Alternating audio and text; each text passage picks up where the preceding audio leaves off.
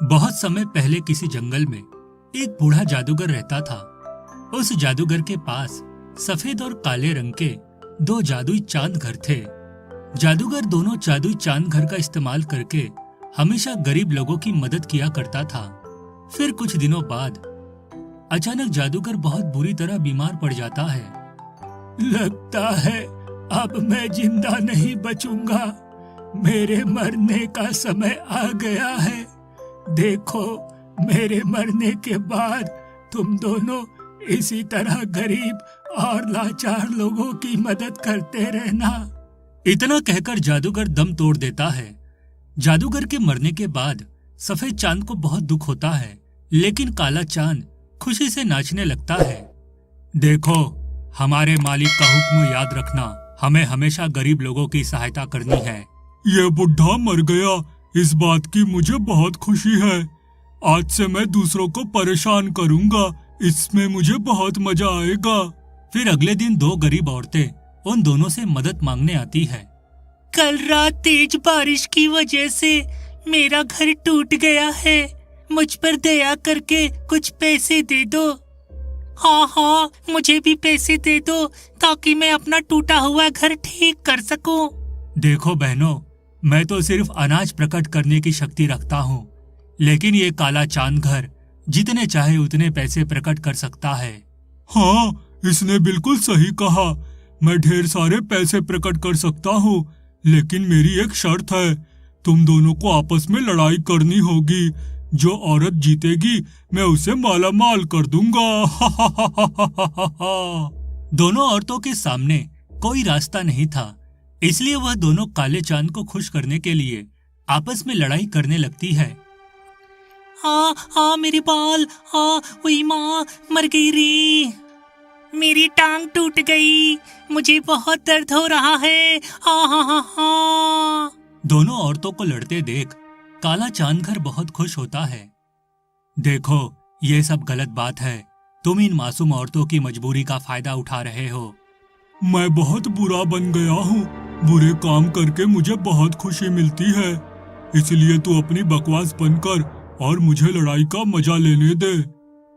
देखते ही देखते दोनों औरतें बुरी तरह घायल होकर जमीन पर गिर पड़ती है। अरे, तुम दोनों तो घायल होकर गिर पड़ी, मुझे बिल्कुल मजा नहीं आया, इसलिए मैं तुम दोनों को पैसे नहीं दूंगा।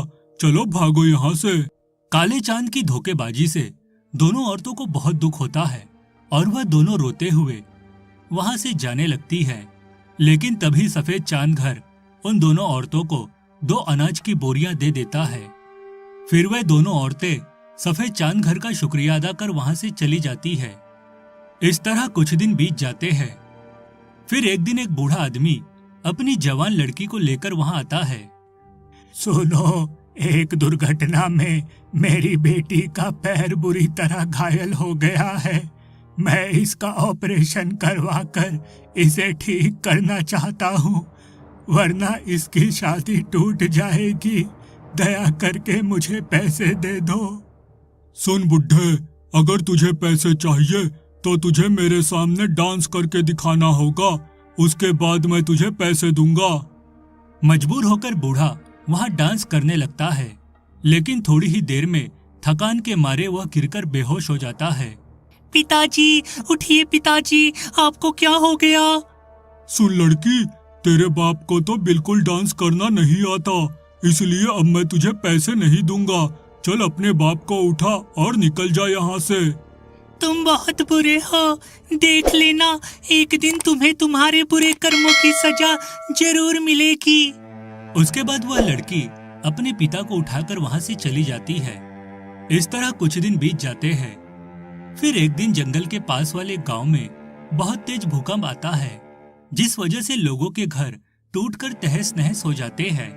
वह सभी लोग मदद के लिए दोनों चांद घर के पास आते हैं।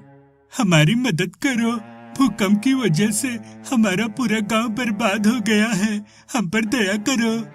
देखो, तुम सबको इस तरह रोते गिड़गिड़ाते देख मुझे बहुत मजा आ रहा है, इसलिए मैं तुम्हें पैसे नहीं दूंगा, बल्कि तुम लोगों की मजबूरी देखकर खूब हंसूंगा। ऐसा मत कहो, हम सब बहुत मुसीबत में हैं, ये देखो, हमारे छोटे छोटे बच्चे हैं, इन पर तो दया करो। बेकार की बातें करके मेरा दिमाग खराब मत करो, वरना अच्छा नहीं होगा। ये काला चांद बहुत बुरा है, ये कभी किसी की मदद नहीं करता। तुम सब बेकार में इससे बहस मत करो।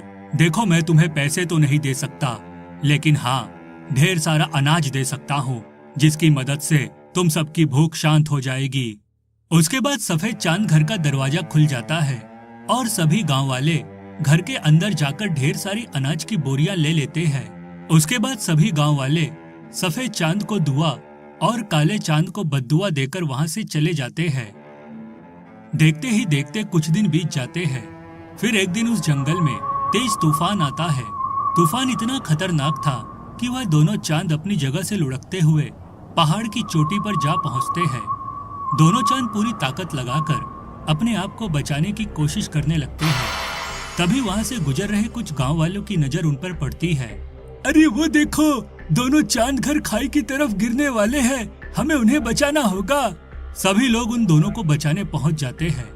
देखो, ये सफेद चांद घर बहुत अच्छा है, ये हमेशा दूसरों की मदद करता है, इसलिए हम सिर्फ इसे बचाएंगे। उसके बाद सभी लोग सफेद चांद घर पर रस्सी बांधकर उसे खींचते हुए पहाड़ी की चोटी से दूर ले जाते हैं। अरे तुम सबने उसे तो बचा लिया, अब मुझे भी बचाओ, वरना मैं खाई में गिर जाऊंगा। तू बहुत बुरा और दुष्ट चांद है, तूने हमेशा दूसरों की मजबूरी का फायदा उठाया है, इसलिए हम तुझे नहीं बचाने वाले। फिर सभी गांव वाले उस काले चांद को धक्का देकर खाई में गिरा देते हैं। हाय, मर गया रे, कोई बचाओ मुझे।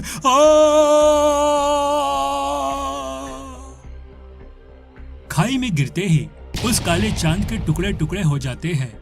इस तरह उस दुष्ट चांद घर का अंत हो जाता है।